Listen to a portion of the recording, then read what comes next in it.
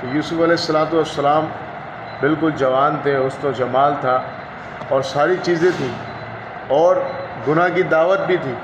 ساری چیزیں ہونے کے باوجود یوسف علیہ السلام نے اس سے اپنے آپ کو بچایا۔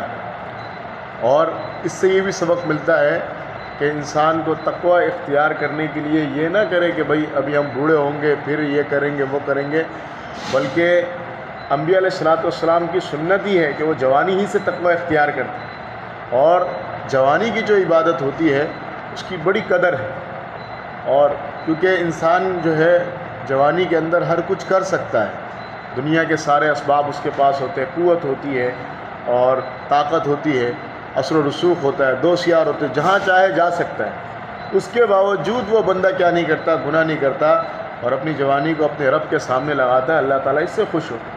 بڑھاپے میں جب انسان بوڑھا ہو جاتا ہے تو ظاہر سی بات ہے داڑھی بھی سفید ہو چکی ہے، اب کیا کرے گا، لوگ بھی پھر یہ سوچتا ہے کہ معاشرہ بھی کیا کہے گا، میں بوڑھا آدمی ہوں کچھ نہیں کر سکتا، تو وہ بھی عبادت کرتا ہے۔ ٹھیک ہے، وہ بھی عبادت اچھی بات ہے، لیکن وہاں تو وہ گناہ کے اسباب اس کے پاس اتنے رہے نہیں ہیں، وہ تو عبادت ہی کرتا ہے۔ دوسری جگہ جو جوان ہوتا ہے اس کے پاس ہزاروں قسم کی چیزیں ہوتی ہیں۔ تو جو بندہ اس وقت جوانی، بھرپور قوت، خواہش سب ہونے کے باوجود کیا کرتا ہے، اپنے خواہشات کو دباتا ہے اور اپنی خواہش کو اللہ تعالیٰ کے سامنے لگاتا ہے، یہ اللہ کو بڑا ہی محبوب ہے۔